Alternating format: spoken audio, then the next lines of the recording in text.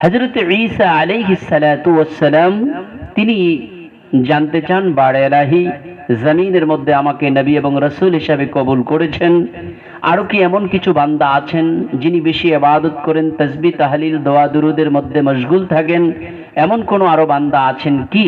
আল্লাহ পাক রব্বুল আলামিন বললেন, হে আমার সম্মানিত রাসূল হযরত রূহুল্লাহ আলাইহিস সালাম, আপনার হাত মোবারকে লাঠি মোবারক আছে, আপনার সামনে একটি পাথর মোবারক আছে, আপনার নোরানি নূরময় লাঠি মোবারক দ্বারা পাথরকে স্পর্শ করুন, তাহলে আপনি তার জবাব পেয়ে যাবেন। সুবহানাল্লাহ। জলিলুল কদর নবী এবং রাসূল হযরত ঈসা আলাইহিস সালাম ওনার নোরানি লাঠি মোবারক দ্বারা পাথরকে স্পর্শ করার সাথে সাথে পাথরটি দুই ভাগ হয়ে গেল। সুবহানাল্লাহ।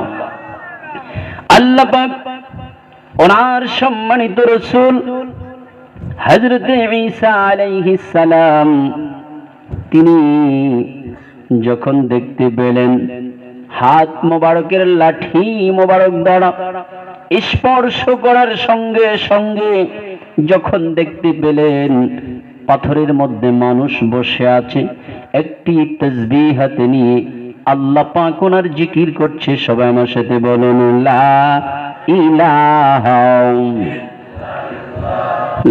লা ইলাহা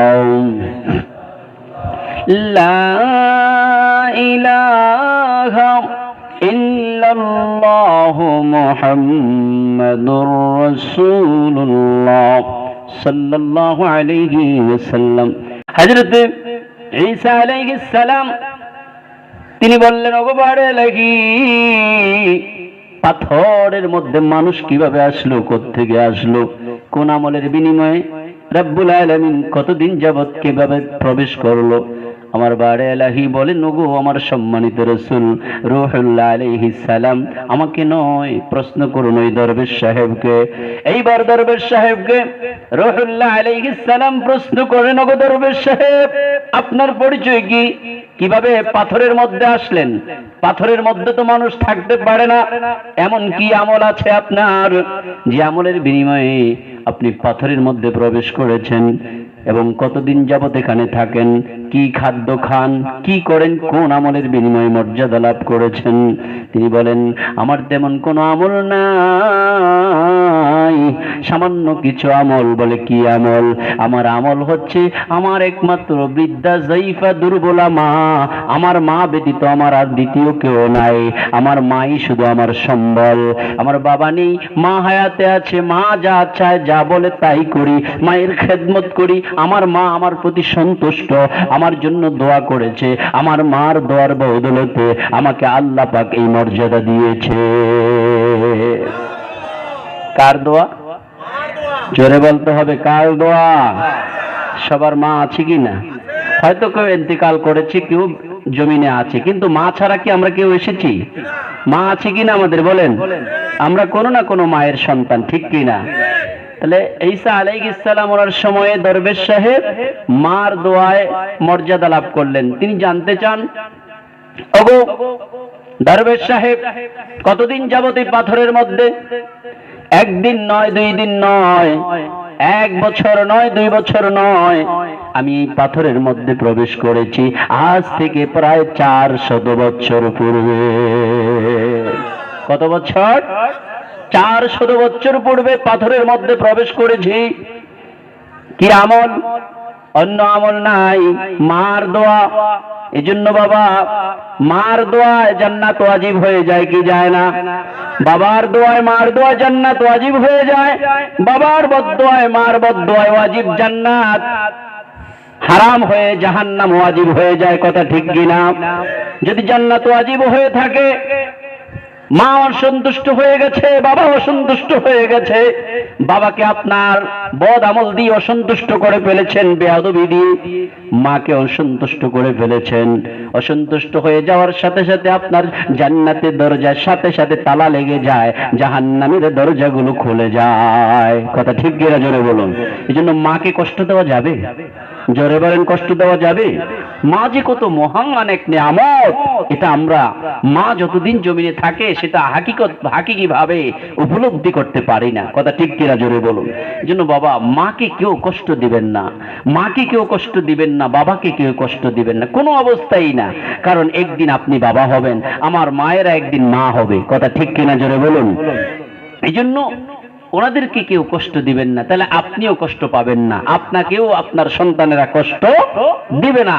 ওনাদেরকে সন্তুষ্ট করবেন। বাবা, জান্নাত তো আপনার ঘরে, আপনার বাড়িতে, আপনি তো জান্নাত হাসিল করা কষ্ট হয়ে যাচ্ছে আপনার জন্য। পৃথিবীর আগসা, পৃথিবীর সমস্ত ইবলিসি ওয়াসওয়াসা আপনাকে ঘায়েল করে ফেলছে। কথা ঠিক কিনা? জোরে বলুন। এই জন্য বাবা, বাবা মা ওনার সম্মানিত এক নিয়ামত। আমার নবীজি বলেছেন যে মায়ের কদমে চুমু খেলো সেজন্য জান্নাতের চৌকাঠে চুমু খেলো। জোরে বলুন সুবহানাল্লাহ। মা হচ্ছে এক মহান নিয়ামত। যাই হোক বাবারা আমার, হযরত ঈসা আলাইহিস সালাম তিনি এই অবস্থা দেখে আল্লাহ পাকের শুকরিয়া আদায় করলেন। বারে এলাহি, আপনার শুকরিয়া। এখনো এমন উম্মত আছে, এমন বান্দা আছে যিনি 400 বছর পাথরের মধ্যে ইবাদত করেন। এই বলে যখন আল্লাহ পাক ওনার শুকরিয়া আদায় করছে, আমার আল্লাহ পাক আমার নবীজিকে, হযরত ঈসা আলাইহিস সালাম ওনাকে ডেকে বললেন, আমার নবীজি, আপনার নবীজি, যার যেই নবীজির আগমনকে কেন্দ্র করে খুশি প্রকাশ করে ঈদ মিলাদ হাবিবুল্লাহ সাল্লাল্লাহু আলাইহি ওয়াসাল্লাম ওনার মহান সম্মানার্থে আজকের মাহফিলের আয়োজন। বাবা আমার, আপনার প্রভু যুগে যুগে নবীদের সঙ্গে, রাসূলদের সঙ্গে মিলাদুন নবী পালন করেছেন। ঈসা আলাইহিস সালাম যখন বললেন 400 বছর একজন বান্দা, একজন উম্মত পাথরের মধ্যে আছে, এই বলে যখন শুকরিয়া আদায় করছে, বারে এলাহি মিলাদ হাবিবুল্লাহ পালন করছে। মিলাদুন নবী শব্দের অর্থ হচ্ছে নবীর আগমন বৃত্তান্ত আলোচনা, নবীজির তাশরীফ বৃত্তান্ত আলোচনা। আল্লাহ পাক নবীজির আগমন বৃত্তান্ত আলোচনা সর্বপ্রথম আল্লাহ পাক করেছেন।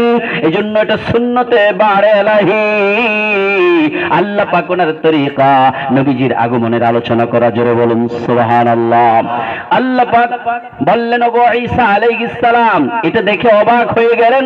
অবাক হওয়ার কিছু নাই। অবাক কেন হবেন?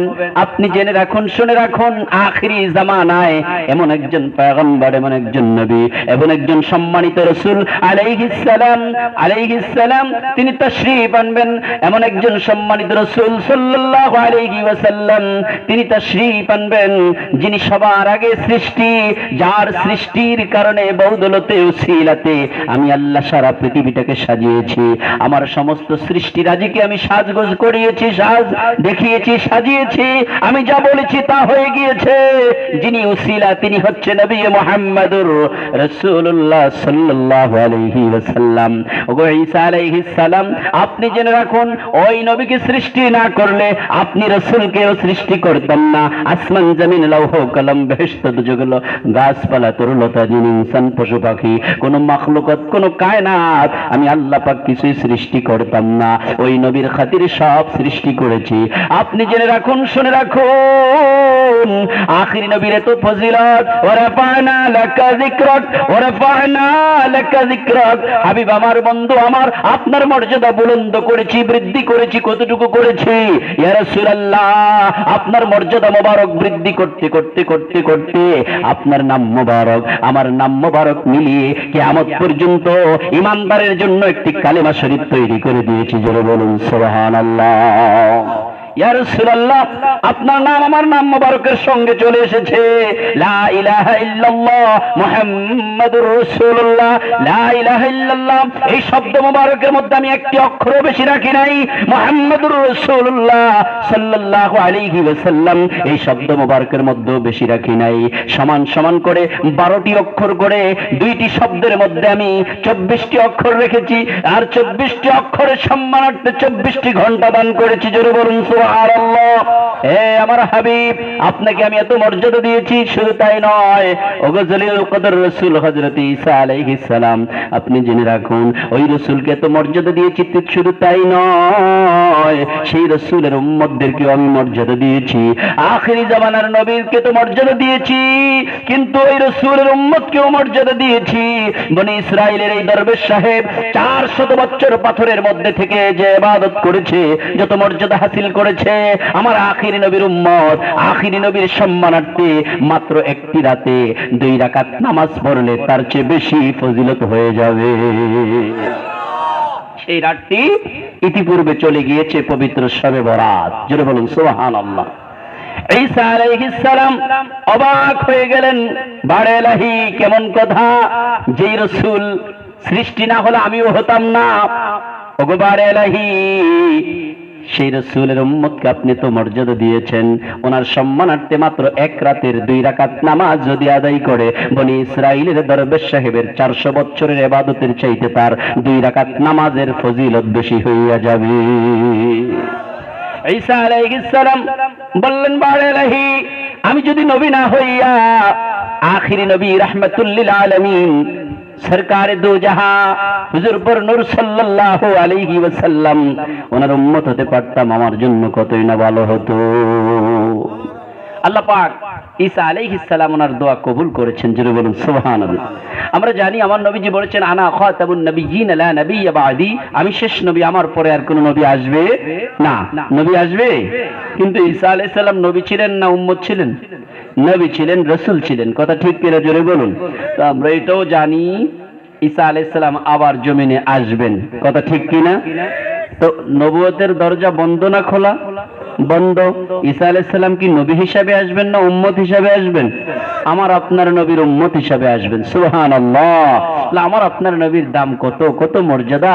আমরা সেই নবীর উম্মত হয়েছি, যে নবীর উম্মত হওয়ার জন্য অন্য নবীরা দোয়া করেন, আমরা দোয়া করি নাই বিনা দোয়ায়, বিনা দরখাস্তে, বিনা আরজতে।